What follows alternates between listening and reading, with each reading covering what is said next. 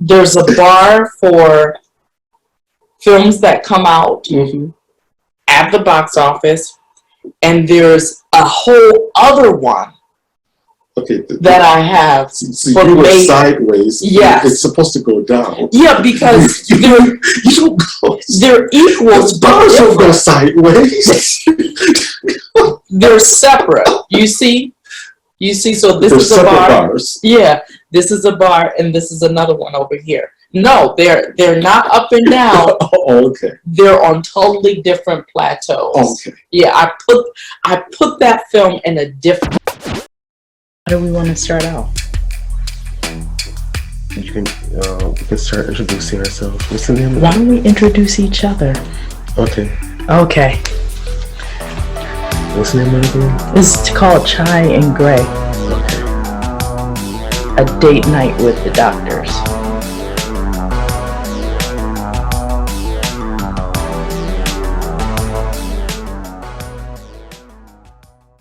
Good afternoon, and thank you for joining us for another episode of Chai and Gray, Date Night with the Doctors. And but first, Erika was grilling me about whether I was a black church and questioning what I knew about the Clark sisters. Yeah, why don't you lead us off and tell us some of that? What's your catalog on the Clark sisters? I'm going to admit, I don't know much of their work at all. But I do remember when they did their Grammy performance back in the day, and when they won the Grammy, I remember that. Okay. And I was watching that, and because the Grammys used to always have a big gospel explosion segment. Okay. And then another big performance, you were born by this time, was when the movie Lean On Me came out, and they had the Winans and Shirley Caesar and... I think I remember that one. Okay, thank you. And the Clark sisters were performing. This was the first I ever knew who they were. And I admit the Clark sisters turned out the performance, and it was my first real introduction to them, where I knew them and knew who the Clark sisters were. Okay. And so I actually did start to try to follow them a little bit because of that performance on that award show. But in following them, they were not the group that I had come to like, but I saw them on the award show. Okay.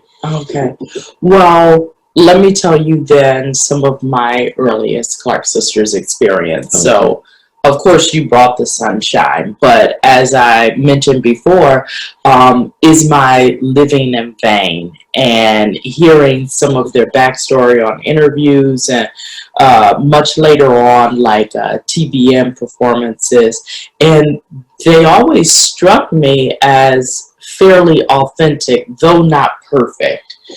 So when I think about the Clark sisters film, I guess I didn't go in looking for a perfected composition of faith. I was looking for folks that realize their flaws. But when you talk about a Lifetime show for me, I immediately change my expectations whenever I know I'm going to Lifetime. So there's that. Let me ask you this question. Mm-hmm. Did you like the movie? Did I like the movie? So let me go back to what my expectations are with a Lifetime movie. The bar is here. Now we're lowering the bar. No. There's a bar for films that come out at the box office, and there's a whole other one that I have. So you were sideways. Yes. It's supposed to go down. Yeah, because they're equal. The bars don't go sideways. They're separate. You see? So this is a bar. Bars. Yeah, this is a bar, and this is another one over here. No, they're not up and down. Oh, okay. They're on totally different plateaus. Okay. Yeah, I put that film in a different place. And as a Lifetime movie, what did it hope to achieve? Mm. Okay. Okay. So I'm not asking of the movie to be. You a politician? No, I'm someone who understands what a Lifetime movie is supposed to accomplish. And you get a car, and you get a car, and you get a car. So when I went and saw Harriet Tubman, the Harriet. Okay. Okay. Okay. When I went and saw that movie, I was blown away by the representation of Black Christianity. Okay. On the big screen, I think it did an incredible job in making Black Christianity its own member of the film.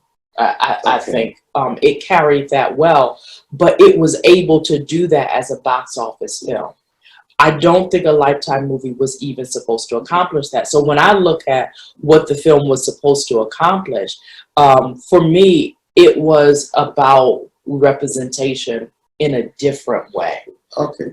Yeah. Let me just clear up one thing. Mhm. I wasn't looking for perfection. Okay. I'm not perfect, so I'm not going to look for perfection to anyone else. Okay. And you're definitely not perfect. Okay.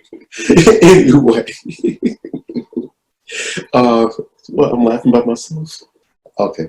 But anyway, I wasn't looking for perfection, and using Harriet as an example, Mm-hmm.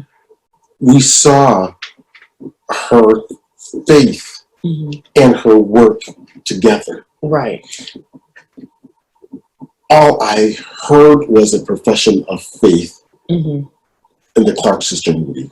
But you didn't get a chance to see how that worked itself out. No, it was not displayed, and Okay. and that explains a lot of the massive holes in the storyline. Mhm. They wanted to show all the emotion that they went through Mm-hmm. and all the things that they dealt with, and the emotional impact of everything they did, but there was no setup scene to explain, Mm-hmm. okay, why did she tell her sister, it's hard to love you? Because Mm-hmm. we never saw an example of where this sister was just doing whack things throughout the movie, Okay. and then you get that statement. We never see, we infer that she was about to commit suicide because we saw her on the bridge, and we inferred that, she was about to commit suicide because she was grieving for her mother's loss. But we don't really know, and those are the major holes, and you can't show everything, Mm-hmm. but you have to explain some of those things. Mm-hmm. So I Even think in a Lifetime movie. I think for me, I did want to know a lot more about why Dr. Mattie Moss Clark was beloved by her daughters. Okay. So we saw her as this stringent family leader.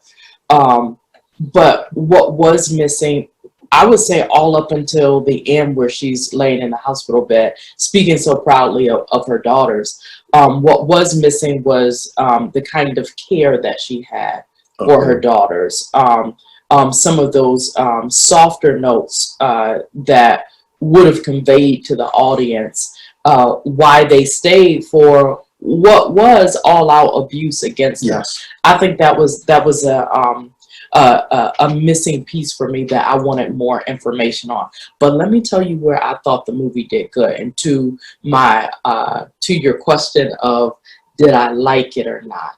So And remember, we sat and watched this movie together.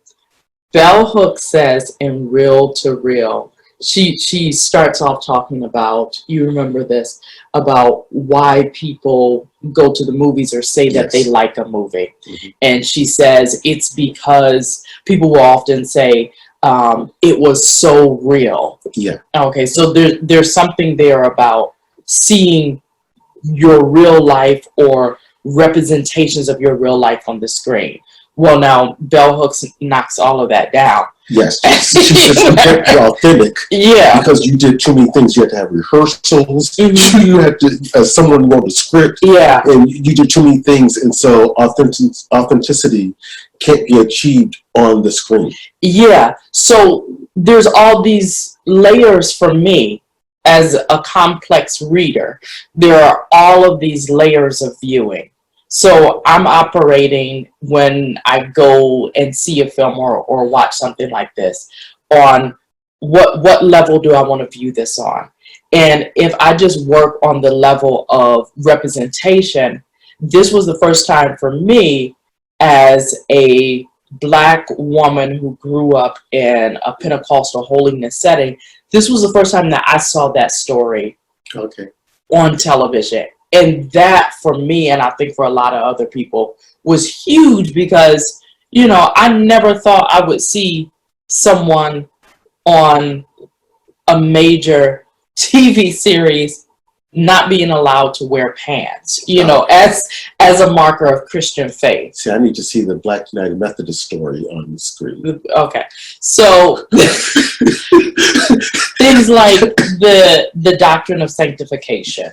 Okay. Was something I grew up with. So I think for audiences who came out of Church of God in Christ or a kind of holiness setting, you didn't have to say much to infer what you meant there. You know, when you talk about, oh, you smell like reefer too. Well, yeah, it was a long jump that was taken from, oh, you like to listen to worldly music, or oh, you like to go to the movies, you're going to hell. So out of that kind of context, there was for me this understanding of what I grew up with, and into adulthood having to work through that. And so for me, I saw the struggle that these women were having as young Black women in this kind of context that didn't really give them a lot of places to go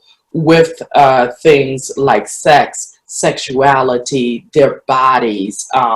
If I had to say there was something that I would have liked to have seen more of, would have been a discussion of their bodies and the way flesh plays into these kinds of doctrines of sanctification. That's no longer a Lifetime movie. All of a sudden, you get into Netflix, or you need Tridestone, or you need Universal, or Fox Searchlight. I'm with the people who said this should have been a series.